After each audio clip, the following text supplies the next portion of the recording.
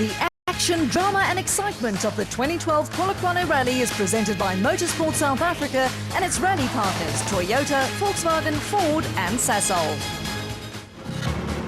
This is the final stretch. 6 battles have been fought as far and wide as the Western Cape, KwaZulu-Natal and almost every province in between. And now, with the finishing line almost in sight and only 2 rounds remaining, we're heading for a showdown. This is the South African Rally Championship.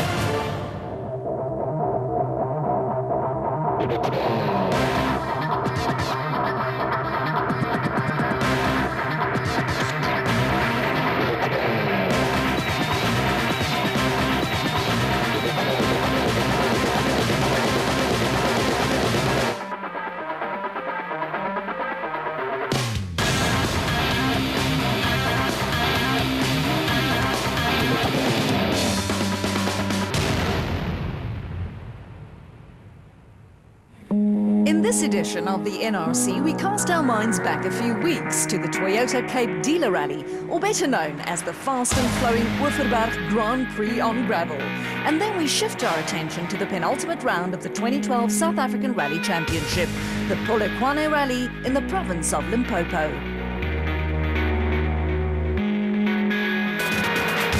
For the past 2 years, the Cape Rally has been held in the Swartland, near the towns of Malmesbury and Maritzburg.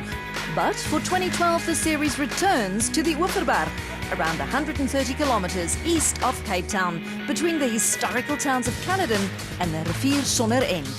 For those who know the event, it's affectionately known as the Woeferberg Grand Prix on gravel, and with good reason. The farmland roads between the wheat and canola fields are wide and open, allowing the drivers and their expensive S2000 rally machines to easily reach their top speeds of more than 180 kilometers per hour. But before reaching the Woeferberg, the drivers first had to contest a short stage on tar in front of thousands of fans near the Toyota dealership in Brackenfell. Rallies are never won on short stages like this one, but they can be lost. And it very nearly did mean the end for Hergen Fecken and his Volkswagen Polo, who had this altercation with a lamppost. Fortunately, the damage wasn't too bad and they could continue. When the rally finally did reach the Woeferberg, it was Mark Cronje and his Sasol Ford Fiesta who started like a bat out of hell, with Castrol Toyota's Johnny Gemmell and BP Volkswagen's Hans Weiss in hot pursuit. Unfortunately for Weiss, the engine under the bonnet of his Polo gave up the ghost and removed the Dutchman from the action. Cronje was in a class of his own until this happened. A high-speed altercation with a farm gate cost him more than 2 minutes and he tumbled down the leaderboard. This was exactly the gap that Johnny Gemmell was waiting for. The Castrol Toyota driver seldom makes mistakes, and this occasion was no different, as he carefully managed his pace without taking too many risks to give Toyota a dream victory on their own event.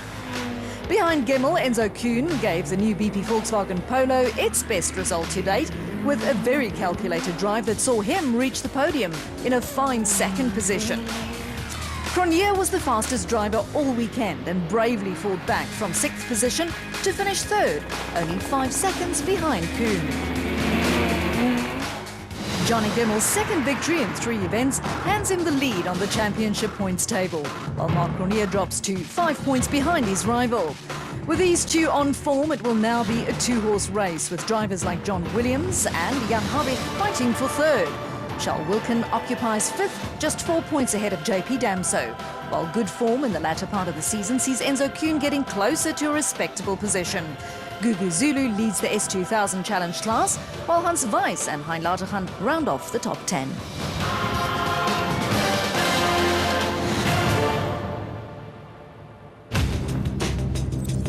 And this is the Polokwane Rally, the penultimate round of the 2012 South African Rally Championship, and the second to last chance for our top drivers to try and claim rally glory. The event was run for the first time in 2011, so the mix of bushveld and farm roads will still be relatively unfamiliar to the drivers, while a number of spectator stages are also planned in and around the Limpopo capital to give rally fans the opportunity to get really close to the action. And this is the man who will have it all to do. Johnny Gemmell leads the championship and will therefore be hunted. Yeah, obviously, we're just leading by a couple of points, and it's the second last event, so we're going to be giving it a full go. And this is the man who will no doubt come out with all guns blazing to hunt Gemmell down. Oh, absolutely. I'm hoping that we've got some surprises for them, but time will tell. I think we've got a good package as per normal, and the momentum going from the pace from the last rally. Mistakes by both Gemmell and Cronje could theoretically see John Williams sneak in and walk away with the title. 6 times national champion Jan Habig was also in the hunt a few events ago, but he missed the Toyota Cape Rally to contest a round of the World Rally Championship. It was an opportunity to go and compete there. We went there to learn as much as we could. Quite an awesome experience. Charles Wilkin has consistently finished all 6 events so far, but his 5th position on the points log is now under threat. Yeah, it hasn't been a good season so far, but it's a good start to this rally, and hopefully it can carry on throughout the rally, and we desperately need a good result. JP Damso is one of the drivers who will hope to finish strong in 2012. It's been a slow start for Enzo Kuhn, but the car has shown good pace recently. Gugu Zulu has also been consistent in the older specification BP Polo. And what a privilege to see the talent of Dutch star Hans Weiss on South African soil.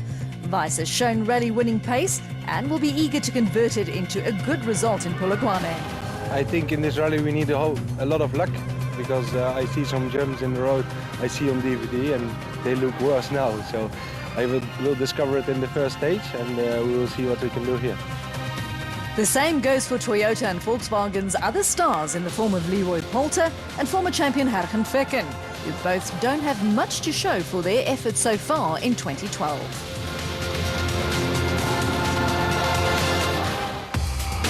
Unlike most rallies, which normally take place on Fridays and Saturdays, the Polokwane Rally will be contested on the Saturday and Sunday, but the action still got underway on the Friday with an exhibition stage on the outskirts of the town. Polokwane chairperson for Sports, Arts, Culture and Special Focus, Councillor Mamedupe Tefo, was on hand to witness the excitement that rallying brings to the city of Polokwane. This is an exciting moment for Polokwane as a city, because this will boost the economy of our city, Polokwane, and also to promote Polokwane as a sporting hub for Limpopo province. Soon after, the councillor was strapped into the hot seat of the Imperial Toyota Auris alongside South Africa's Dakar champion, Geniel de Villiers. It's amazing! Wow! I love it! But on to business, as the country's top 10 ranked drivers must set a qualifying time just like in Formula One. But unlike Formula One, pole position does not mean that you have to start first. In rallying, first on the road is often a disadvantage, so qualifying could play a huge role in the outcome of the event. The advantage of winning the stage enabled the fastest crew to choose their start positions down the field, and thus avoiding having to sweep the road of loose stones and gaining the advantage of better traction. Charles Wilkin set the fastest time in qualifying and chose to be 8th on the road, while championship leader Gemmell could only manage the 10th fastest time. This would have forced him to sweep the roads, but his Toyota teammate Leroy Polter took one for the team and chose to be first, allowing Gemmell to launch his attack from 4th. So it's Polter who is waved off from the Peter Mokaba World Cup Soccer Stadium first, followed by the Volkswagens of Hans Weiss and Enzo Kuhn. Gemmell starts 4th, ahead of Hein Lateghan and Jan Habig. And this is what they'll be facing. Stage 1 on the Kruger farm is a 31-kilometre affair of high-speed sweeps on dusty farm roads. And with no chance to service the cars before taking on Stage 2, a mistake here could mean the end of your rally.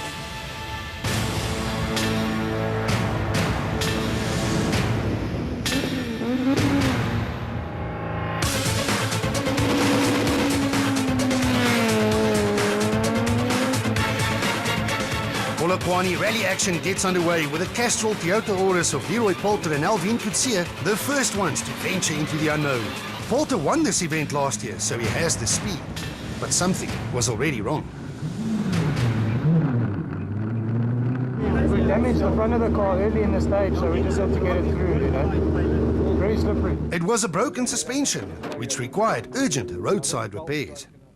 Unlike Polter, Dutch driver Hans Weiss and Belgian co-driver Bjorn de Gant would never have seen these type of roads before. The BP Volkswagen driver is obviously more used to narrow and dust-free European rally roads, and his frustration showed.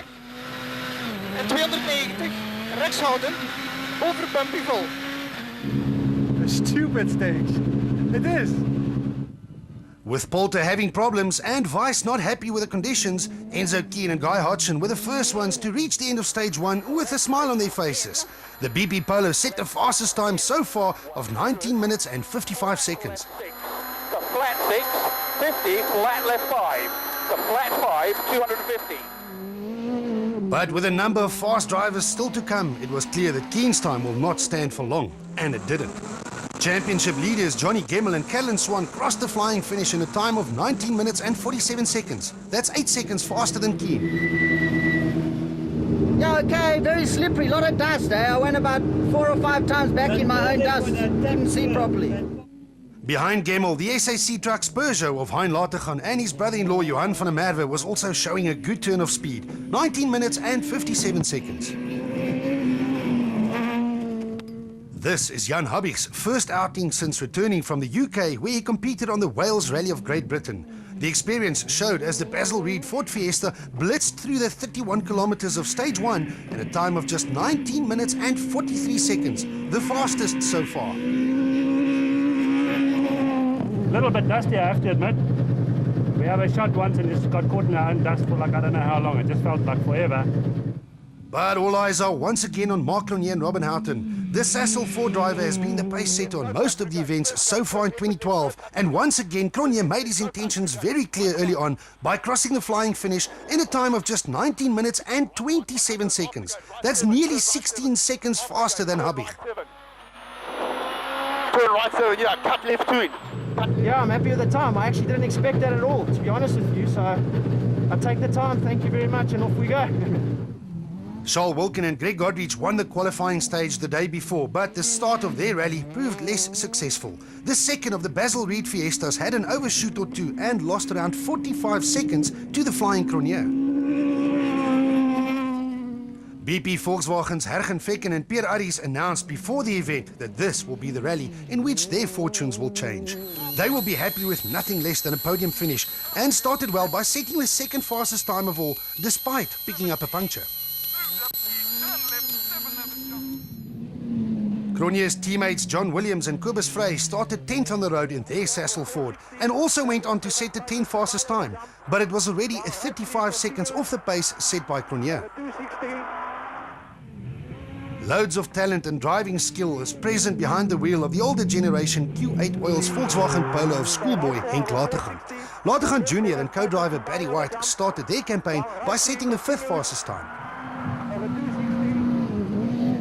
And unbelievably, not even a 10th of a second could separate the Polo of Latergan and the Imperial Toyota Auris of Geniel de Villiers and Celeste Snyders after a full 31 kilometers of special stage rally. So it's Mark Cronier who takes the early lead by a full 14 seconds from Hergen Vekken, with Jan Habig in 3rd. Johnny Gemmell loses 20 seconds to his championship rival, ahead of Latergan Jr. and de Villiers. Enzo Kuhn is 7th, ahead of Latergan Senior and Dutch driver Hans Weiss, while John Williams takes up 10th. Stages 2 and 3 add another 40 kilometers of special stage distance to the already tough Polokwane Rally. The teams will be allowed to refuel their cars and to fit new Dunlop tyres in between, but nothing more. This proved to be a problem for Castrol Toyota's Leroy Polter, who was still driving with damage to the left front suspension of his Auris. He did, however, manage to do an innovative roadside repair, which allowed him to not only complete stage 2, but to set the fastest time of all on stage 3. Unfortunately for Polter, the repair caused him to be late for the start of stage 2, and the time penalty that will be added at the end of the day will drop him way down the leaderboard.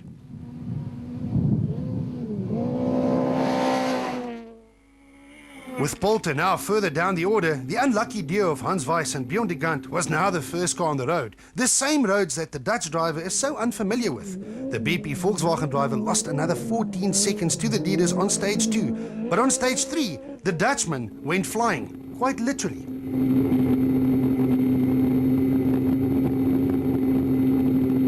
Soon after, the BP Polo came to a halt, bringing an end to yet another African adventure for the young Dutchman. Enzo Keen and Guy Hodgson are fresh from a second place finish on the previous event, so the former champions had every intention to repeat the performance in their BP Volkswagen Polo. Keen was now second on the road, but set an excellent time on stage 2 and followed it up with another fast time on stage 3 to move into the third position overall. Left 3, 70, left, right 1, 80, right 1. With his championship rival Crony already setting the pace, Johnny Gemmel and Callan Swan were under severe pressure to not let their rival get too far ahead. Gemmel is as cool and calm as they come, but something inside the Castrol Toyota was wrong, and the normally fast Gemmel could simply not keep up. The 10th fastest time on stage 2 and only the 11th fastest time on stage 3 was definitely not what Gemmel is used to. Behind Gemmel, Hein Lategan and Johan van der Merwe were getting up to speed in their SAC trucks Peugeot 207. Lategan Senior won a few stages of this event last year, so he clearly likes these roads, and on stages 2 and 3 it showed. Lategan set the 6th and 8th fastest times respectively to move himself up into 5th position overall. It was a good stage.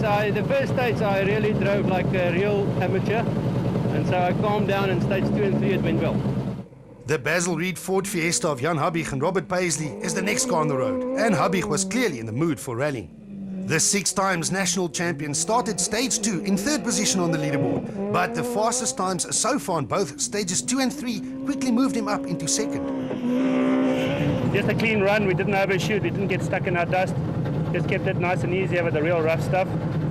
Habig's times would have been good enough to clinch 2 successive stage wins, was it not for that man Cronje and his Sassel Ford Fiesta. Cronje and co-driver Robin Houghton lost out on the overall championship here in Polokwane less than 12 months ago, and this time he was clearly determined to set things right as he completed this tricky loop of stages still in the lead and with a 13-second advantage over second-placed Habig. Somebody's taken the arrows down. We can't see the arrows. So we're missing the turns. Charles Wilken and Greg Godrich had a slow start to the Polokwane Rally, but a time just 2 seconds slower than Cronje's stage-winning time on stage 2, followed by another quick time on stage 3, saw the Basil Reed Ford Fiesta climb from 15th overall straight into the top 10. They say that South Africa is one of the most competitive rally championships anywhere in the world, with so many talented and champion drivers all fighting for the same glory. And fight is exactly what former champions Hergen Vekken and Pierre Arries decided to do. The BP Volkswagen Polo started this loop of stages in 2nd place, but something was holding them back as they slid from 2nd down to 4th. If I don't have 1st and 2nd gears. From 10th on the road, the normally very quick John Williams and Kobus Frey were just not getting to grips with the unique conditions of the Polokwane Rally. The Sassel Ford team was struggling with their pace notes and got lost, losing valuable time. Yeah, happen left. That's right, Kobus. Happen left into narrow gate stay, right 7. So yeah. Someone who had no issues with commitment was the young Henk Lategan, partnered by Barry White. Lategan Jr. completed stage 2, is still in 5th position overall, but on stage 3, the youngster's good run came to an abrupt end when a control arm holding a wheel to his Q8 Alls Volkswagen Polo snapped. This is former Dakar winner Geniel de Villiers and co-driver Celeste Snyders in the Imperial Toyota Auris. Although de Villiers is one of the most accomplished motorsportsmen around, he is also still relatively new to special stage rallying and acquitted himself well of his task by finishing this loop of stages without incident and in 7th position overall.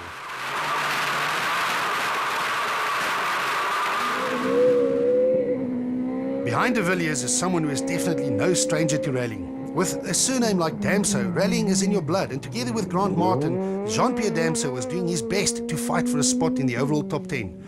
After stage 3, the team total Toyota driver occupied 9th. And this is proof of just how competitive South African rallying is.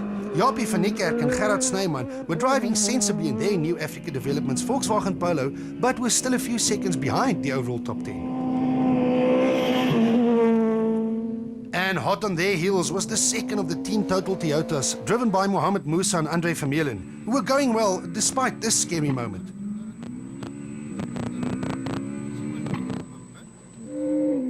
And for the 2012 Polokwane Rally, Team Sassel had not one, but 2 Cronjes behind the wheel of their Ford Fiestas. Mark Cronje's younger brother Gavin Cronje also joined in on the action and was still getting to grips with the fast pace of top-flight South African rallying. And so was Shamir Varihawa and co-driver Dani Stassen. This was multiple off-road racing champion Varihawa's first attempt at special stage rallying, and the Varigo Toyota driver was clearly enjoying the experience. After more than 70 kilometers of fast gravel road action, Mark Cronje sets the pace at the top. But a determined Jan Habig is only 13 seconds behind.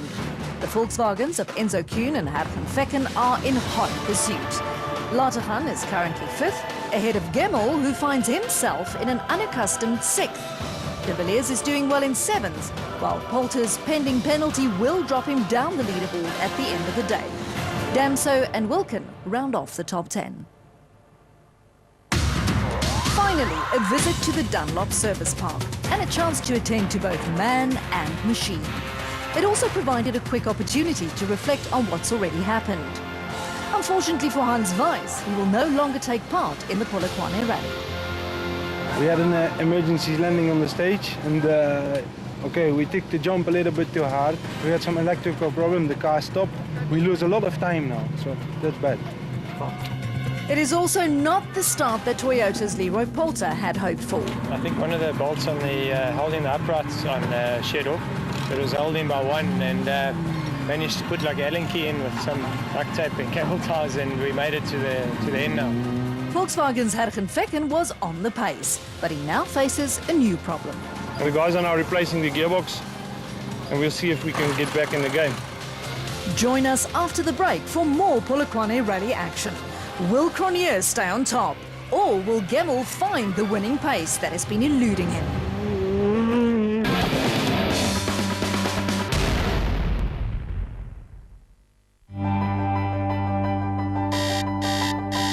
For getting up while others sleep in.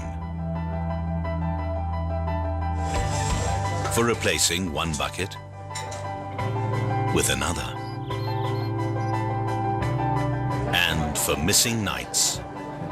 For practice days. No sacrifice, no reward. All the hours spent missing out. This is where it pays off. The World Golf Championships.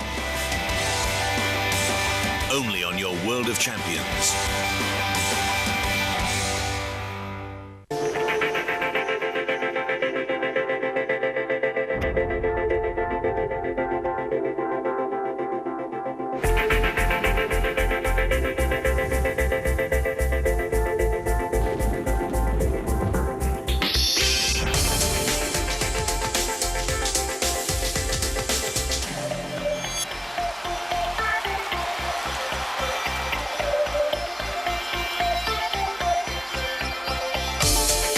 European Tour, live and exclusive to Supersport, your world of champions.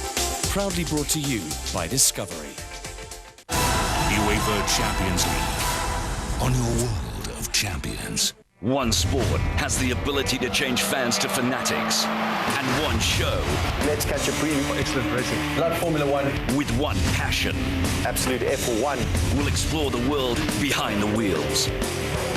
Join Sasha and the boys for absolutely everything you need to know about Formula One. Absolute F1 every Wednesday before the race. Only on your World of Champions. Brought to you by Petronas Syntium. Available at selected engine outlets nationwide.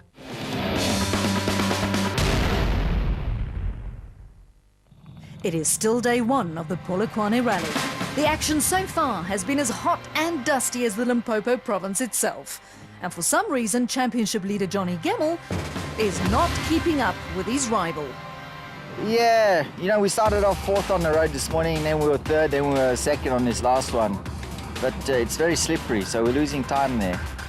Instead of Gemmel, it's Jan Habig who has taken up the fight for the top spot. But yeah, we're having a fairly clean run. You know, there's no service between the stages, and one's got to keep that in mind. But as expected, the top spot is currently occupied by a flying Mark Cronje. Very, very difficult start of the rally. It's very difficult to find the roads. Everything just blends in. It's very, very dry. So it's been quite tricky.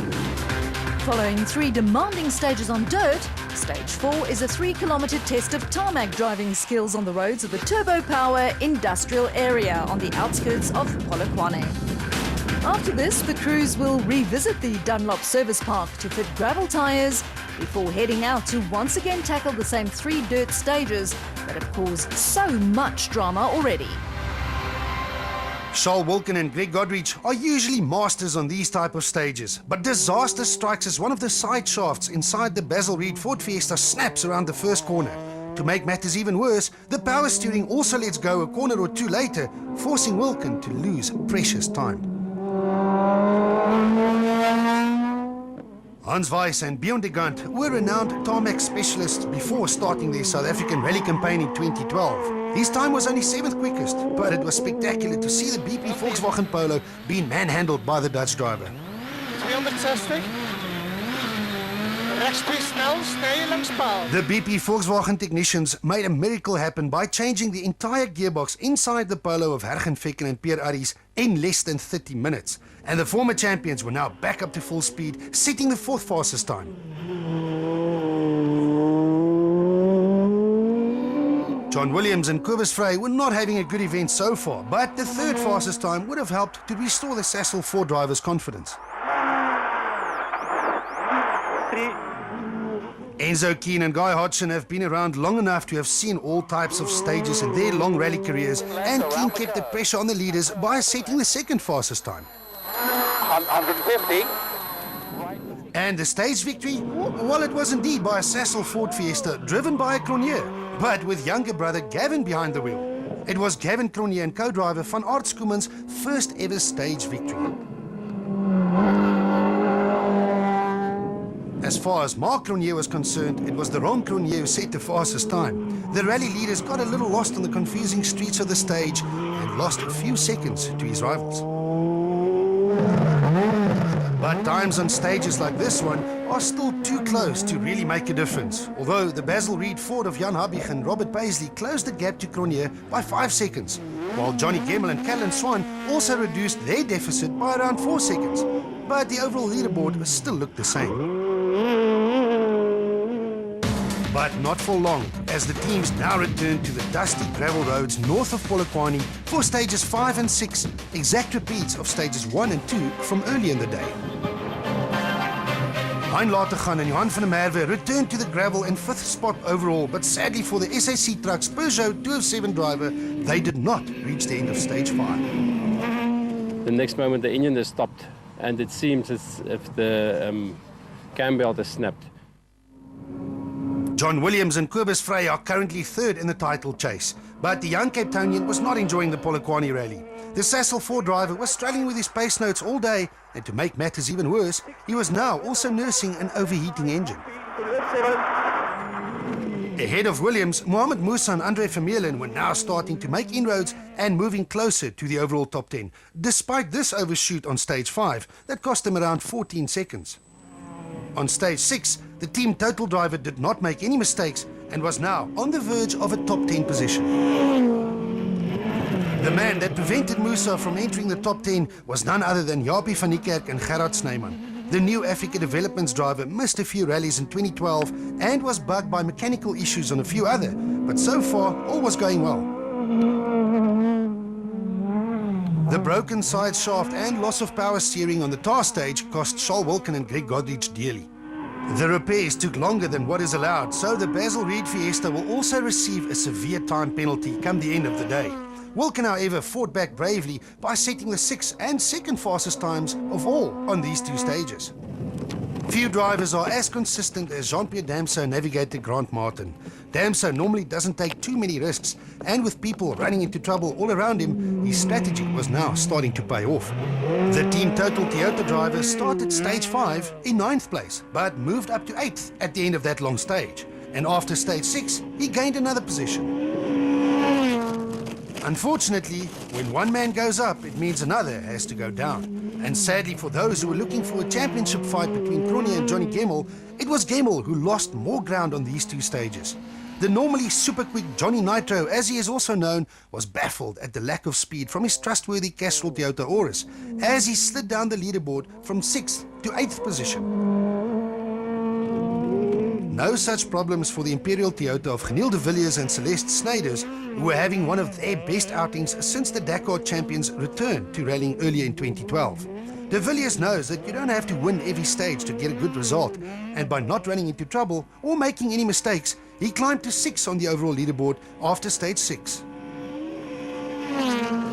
And it's been a while since the names of Hergen Vekken and Pierre Arries appeared near the top of a rally leaderboard. The former champions have seen the ugliest side of Lady Luck so far in 2012. Although the gear ratios weren't perfect, the new gearbox inside the BP Volkswagen Polo was obviously working fine, and they soldiered on to maintain their 5th position overall. Gearbox, we're using different ratios, so it's a bit of a problem, but it's better than having no gears. Ahead of Vekken were BP Volkswagen teammates Enzo Keen and Guy Hodgson, who have also struggled with teething problems inside the new Polo. But the car seems to get better and more competitive with every outing, which now allows former champions like Keen and Vekken to fight for podiums and victories like they have done so many times before. Keen completed these two tricky stages in 4th and well within striking distance of the leaders. Actually, both Keen and Vekken and a few others knew that they would still gain a position come the end of the day, because Leroy Poulter still had a time penalty hanging over his head. The only thing that Poulter and co-driver Alvin could do was to drive as fast as possible, and that they did. The Castrol Toyota set the fastest times on both stages 5 and 6 to somewhat minimize the effect of the pending penalty.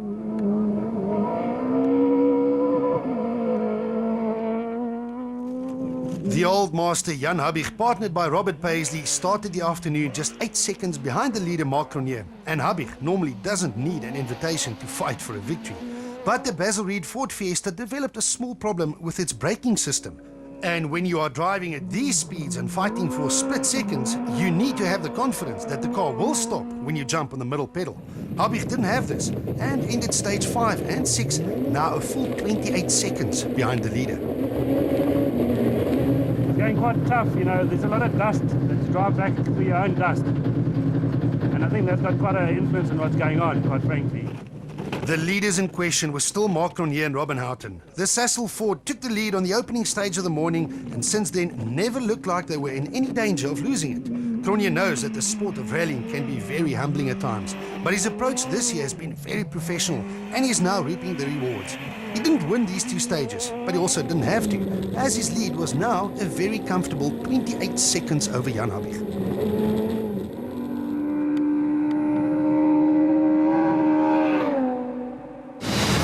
To take a breather and scan the results after more than 120 kilometers of flat-out rallying. Mark Cronje extends his lead over Jan Habig to 28 seconds. The name Leroy Poulter still appears in 3rd, but will drop down the order at the end of the day, once he receives a 5-minute lateness penalty. So, the 2 BP Polos of Enzo Kuhn and Hergen Vekken are effectively 3rd and 4th. Followed by Geniel de Villiers and JP Damso, and Johnny Gemmel is most definitely not where he wants to be. Stage 7 is a repeat of stage 3 from earlier in the day, but it's also the last gravel stage of day 1, so it could play a huge role in the overall outcome of the event. Johnny Gemmel and Karen Swan were giving it their usual 110%, but the speed was simply not there as the Castrol Toyota only managed the 10th fastest time. Good performance by Japie van Niekerk and Gerard Snyman continued when they set the 9th fastest time behind the wheel of the New Africa Developments Volkswagen Polo. Just ahead of van Niekerk, Geniel de Villiers and Celeste Snyders crossed the flying finish with the 8th fastest time.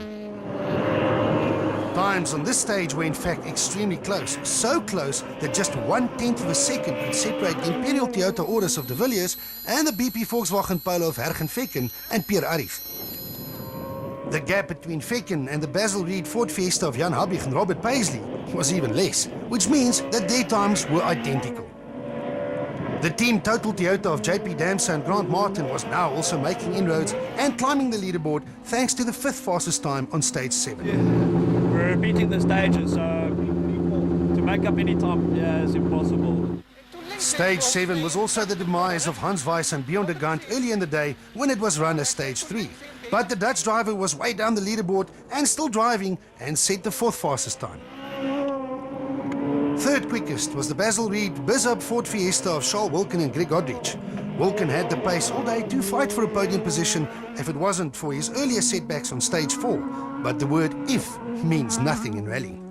Narrow at the building. Enzo Keen and Guy Hodgson were on track to fight for yet another podium, just like they did less than a month ago in the Western Cape.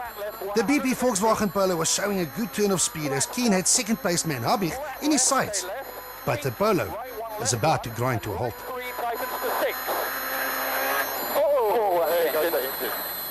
A sad ending to a great performance from the former champions. Instant. Okay, pull it over under the tree. Ay, ay, ay. Sorry, guy. No, please. Good up to there. Okay, nothing we can do. That's rallying. Cars are much improved from the past, and we were looking good. Yeah, we were looking very nice for a top podium, I think. Unfortunately, picked up an engine problem and put us out. Mark Cronier and Robin Houghton were now only focused on keeping Habig and the remaining chasing Volkswagen behind them. And on stage 7, that is exactly what they did. In fact, the second quickest time of all means that they managed to further increase their lead. And for the third stage in succession, Leroy Polter and Alvin Coetzee set the fastest time in a brave display of speed and driving skill. Perhaps Polter could have challenged Cronier if it wasn't for his problems earlier. But again, you know what they say about the word if. Back in the very neat Dunlop Service Park in Polokwane, it was time to reflect on the gravel road racing for the day, which was now a thing of the past. Charles Wilken had a day to forget. Just now we had a broken power steering and at the same time the side shaft broke as well. So Geniel de Villiers finds himself in a very good position indeed. It's going pretty good. The car's going well. We're getting more used to the pace notes now, and we're a little bit closer to the front. But with a healthy lead, it's been a successful day for Mark Cronier. Yeah, it's exactly what we asked for, and I think that's what we aim for. We're going into day 2 tomorrow with quite a hectic 3 stages. So I'm hoping that we sort of can just keep a nice clean pace through there and keep the car tidy.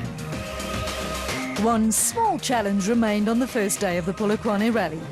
A short spectator stage in the shadow of the Peter Mokaba World Cup Soccer Stadium. Again, the type of stage that could end your quest for glory. The large crowds that gathered were treated to a fine display of driving skills, and when the tyre smoke settled, it was no less than 4 Ford Fiestas that set the pace. The Basil Reed Ford of Charles Wilken was quicker than the rest of the field, but not as quick as the 3 Sasol versions of the same car in front of them. Gavin Cronier once again showed his tarmac skills by claiming 3rd. And the day inside the John Williams Fiesta got slightly better when he set the 2nd fastest time. But the stage, as with the entire day, belonged to Mark Cronier, who extends his overall lead by yet another few seconds. After the penalties were added at the end of a very long first day, the scoreboard changes quite dramatically, although one thing stays the same. The name of Mark Cronier remains at the top, now a full 47 seconds ahead of Jan Habig. Kuhn disappears while Vecken takes over 3rd, ahead of an impressive Geniel de Villiers. Drama on the last stage sees JP Damso drop from 5th to 7th, while Gemmel and Van Niekerk take full advantage of the situation. Williams, Musa and Gavin Cronier complete the top 10. Will Mark Cronier claim another rally victory? Can Habig chase him down? Or will someone's championship aspirations be dealt a severe blow? Join us after the break.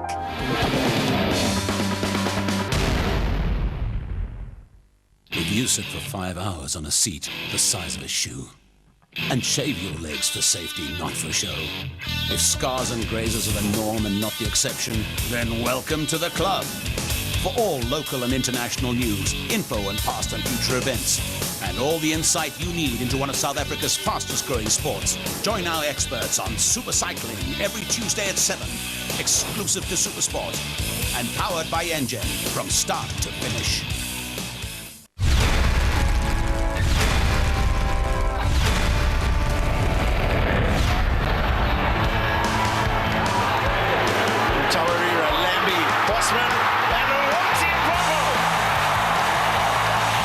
Sharks marching on. Tension gripping everyone. That's well struck. And it clears the road.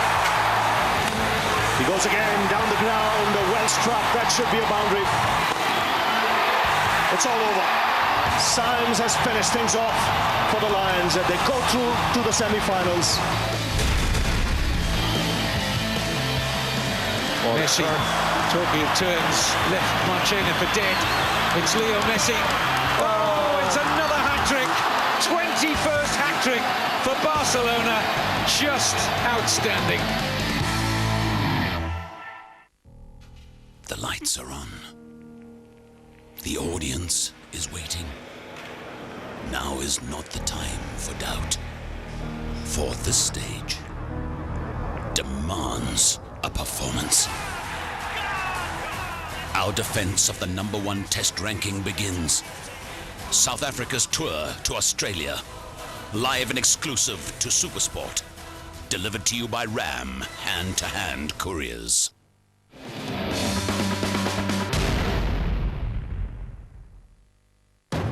This is the final day of the 2012 Polokwane Rally, the penultimate round of the 2012 South African Rally Championship, and the day that could well play a very big part in the overall outcome of the championship.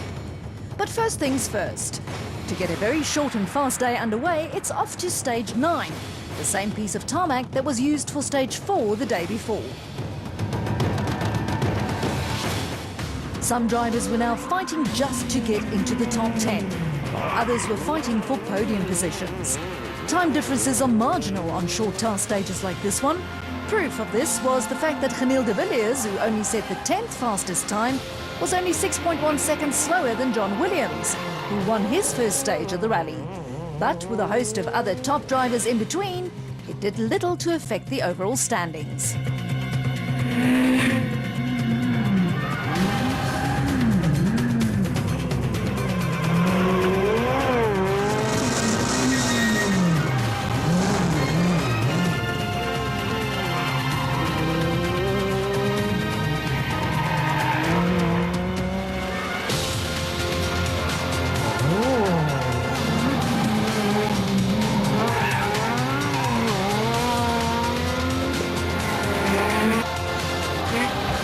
After the short tarmac stage, it's off to the Dunlop Service Park for the last time, in order for the 30 remaining cars in the field to fit new rubber. With a total field of nearly 40 cars starting each event, the role that Dunlop plays in the South African Rally Championship is a huge one, and one that is often overlooked by spectators and drivers alike. President of the Motorsport South Africa Rally Commission, Richard Leek, explains. Dunlop is a one-brand tyre, different sizes, same compound, same tread pattern for our National Championship Series.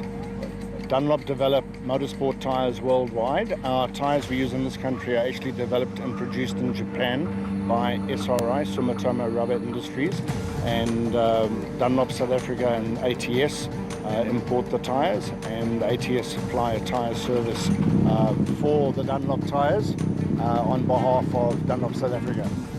Dunlop through ATS have been supplying rally tyres as a one brand for about 5 years. Prior to that there were other brands, but Dunlop has probably been the superior brand for probably 10-12 years. To give you an idea regarding the tyre usage, the S2000 class are allowed to use 16 rally dirt tyres per event. The S2000 Challenge cars are limited to 12, and the S1600 two-wheel drive cars are also limited to 12. So if you do your calculations, you're probably looking at about 400 tyres an event. The beauty about working with Dunlop, that's Sumitomo Rubber overseas, is they are constantly developing their rally tyres. And a rally tyre obviously has to have a tread pattern that grips on various surfaces. It has to have a strong sidewall, normally built of Kevlar, so it's relatively puncture resistant. I mean, obviously if you hit some rocks, you can have a puncture whatever tyre you're riding, but rally tyres are developed that way. And what's, as I said, what the beauty of dealing with Dunlop is that they are forever working on new ideas, using new materials and tyres to get the ultimate tyre. All the cars are now armed with new rubber for the final onslaught. 3 tricky and technical stages on the bushveld roads just south of Polokwane. The same 3 stages that will undoubtedly decide the outcome of the event, and maybe even the championship. Gavin Cronje, younger brother of rally leader Mark Cronje, behind the wheel of the latter's spare Sasol Ford Fiesta, was enjoying a dream debut in the top S2000 class and even won a stage earlier. But unfortunately for Cronje and co-driver Van Aert Skuman, the clutch inside the Fiesta cried enough and forced him to retire. Young Namibian Wilro Dippenaar, partnered by Morne de Tooy, were also having an impressive run, as always behind the wheel of their older generation PZN panel beaters and McCarthy Toyota. Dippenaar was still in the hunt to fight for the new for 2012 Super 2000 Challenge class, but mechanical problems early on Sunday morning put an end to his aspirations. With both Dippenaar and young Henk Lategan out of the running here in Polokwane, the door was wide open for Gugu Zulu and Carl Peskin to move one step closer to winning yet another motorsport title. Zulu had an eventful weekend with all sorts of drama plaguing the older BP Polo, but he was still running and leading the S2000 Challenge class with only a few stages to go. At the sharp end of the field, the Polokwane Rally was now turning into a titanic struggle for a top 10 position. John Williams and co-driver Kobus Frey had not enjoyed the Polokwane Rally so far, struggling with their pace notes and now also with an overheating engine. The Cape Townian still kept his head down and pushed hard as always in an effort to defend his 3rd position on the championship points table, but it looked like a lost cause as he could only manage 10th at this late stage of the event. Castrol Toyota's Leroy Poulter and Alvin Coetzee were the runaway winners of this event 12 months ago, but their penalty on day 1 put them out of the running in 2012. With nothing more to lose, Poulter really opened up the taps to show what he was capable of and won both stages 10 and 11. It was a fine display and a good reminder of what could have been, but as far as the overall standings were concerned, it only helped him to climb to 9th position overall. Charles Wilken and Greg Godrich were very much in the same boat as Poulter by setting good times in order to climb back up the leaderboard. The Basil Reed Fiesta driver was frequently in the top 3 on a number of stages, but the time lost on day 1 was simply too severe, and they had to be content with 8th position at this late stage of the event. Team totals JP Damso and Grant Martin were also still hoping for a better finish. The Cape Townian was also hampered by small issues, and at this level, it's these small issues that prevent you from fighting for podium positions like he has done so many times before. A wrong slot on stage 10 also cost him another position, and with just a few kilometers to go, Damso was currently in 7th place.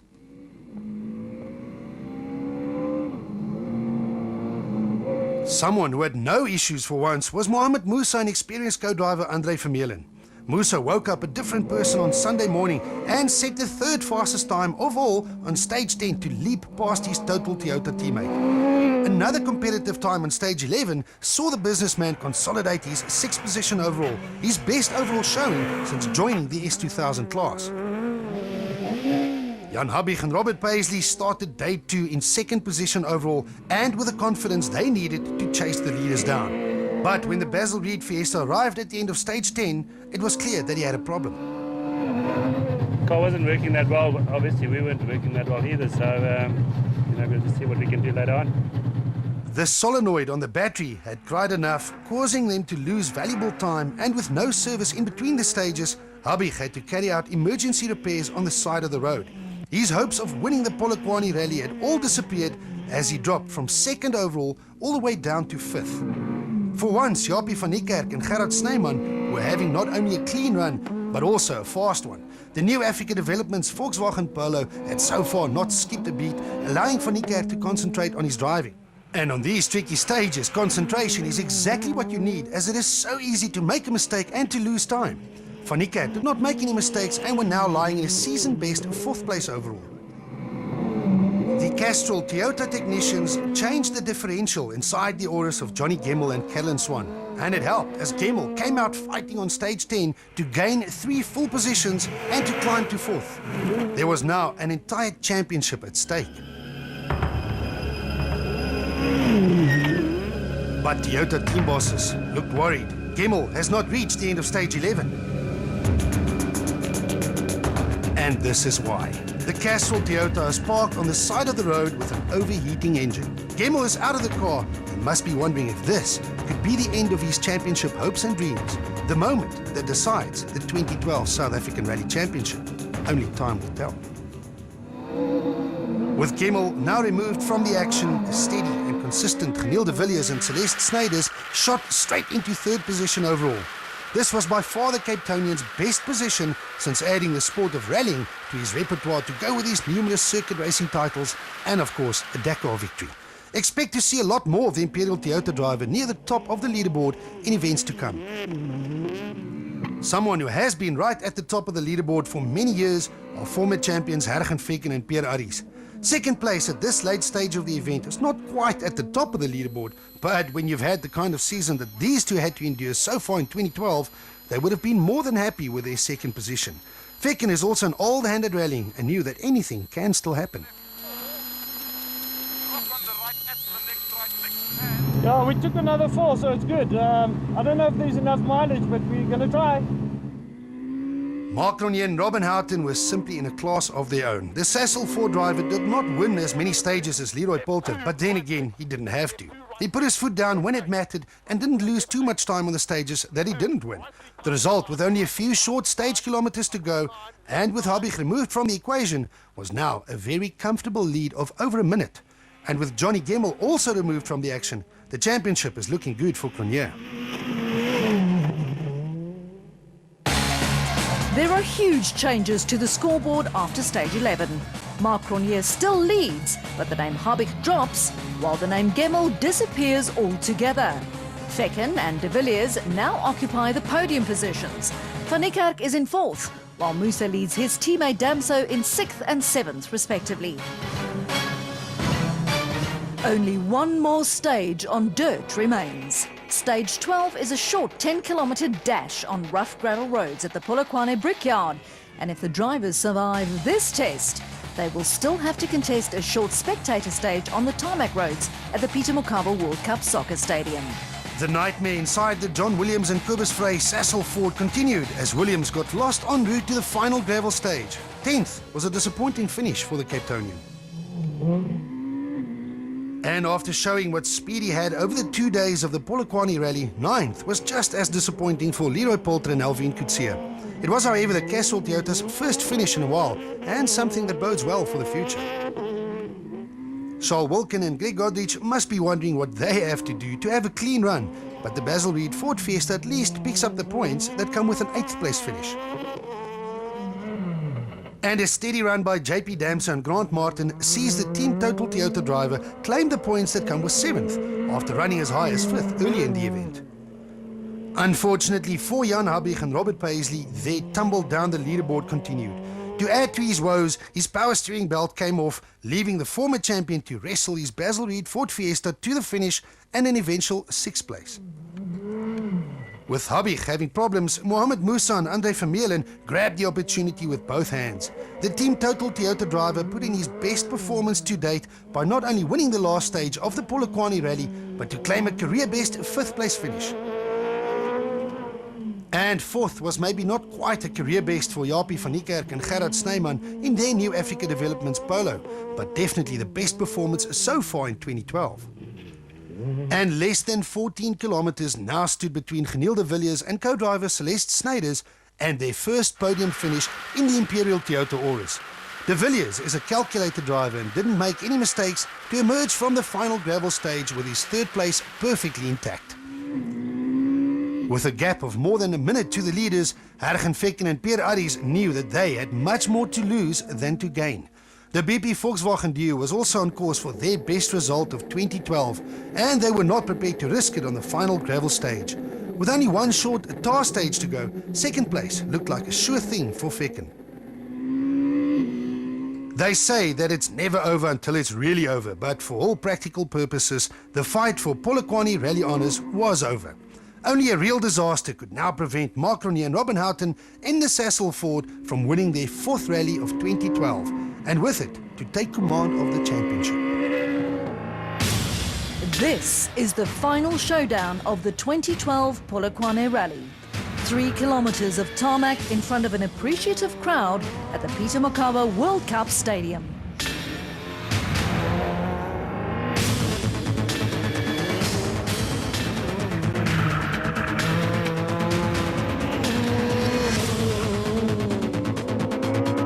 It's John Williams in the Sasol Ford who wins his second stage on tar. It does little to change the overall outcome. De Villiers brings his Imperial Toyota home in a fine third position. And a perfect run sees Hergenvecken claim his best result of the year, behind the wheel of the ever-improving BP Volkswagen Polo. But Mark Ronier storms to yet another victory, following a dominant performance in the Sasol Ford Fiesta.